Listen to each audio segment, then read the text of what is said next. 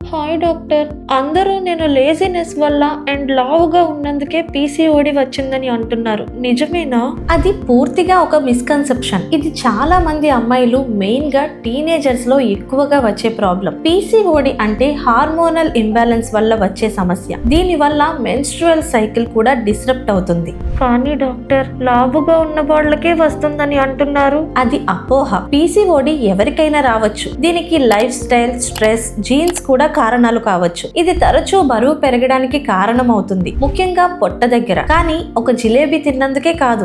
అయితే డాక్టర్, పీసీఓడికి ఏమైనా permanent solution ఉందా? పర్మనెంట్ క్యూర్ కాకపోయినా మనం లైఫ్ స్టైల్ మార్చుకుంటే చాలా వరకు కంట్రోల్ చేసుకోవచ్చు. ముఖ్యంగా food habits and physical activity key role play చేస్తాయి. ఫుడ్ హ్యాబిట్స్ అంటే ఏం ఫాలో అవ్వాలి?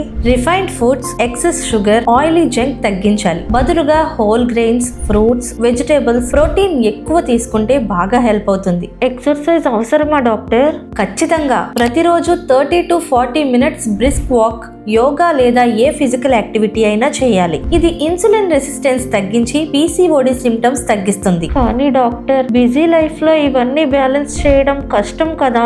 ఎక్స్క్యూజ్ తో మనం పీసీఓడిని దూరం పెట్టలేం. చిన్న చేంజెస్ కాన్సిస్టెంట్ గా చేస్తే మన లైఫ్ బ్యాలెన్స్ అవుతుంది. క్రమంగా పీసీఓడి కూడా కంట్రోల్ అవుతుంది. అంటే నేను ప్రయత్నిస్తే పీసీఓడిని కంట్రోల్ చేయగలనన్నమాట. అవును, డెడికేషన్ ఉంటే డెఫినెట్లీ పాసిబుల్. నువ్వు నీ హెల్త్ పై ఫోకస్ పెడితే పీసీఓడి నీ లైఫ్ ని కంట్రోల్ చేయలేదు, నువ్వే దాన్ని కంట్రోల్ చేస్తావు.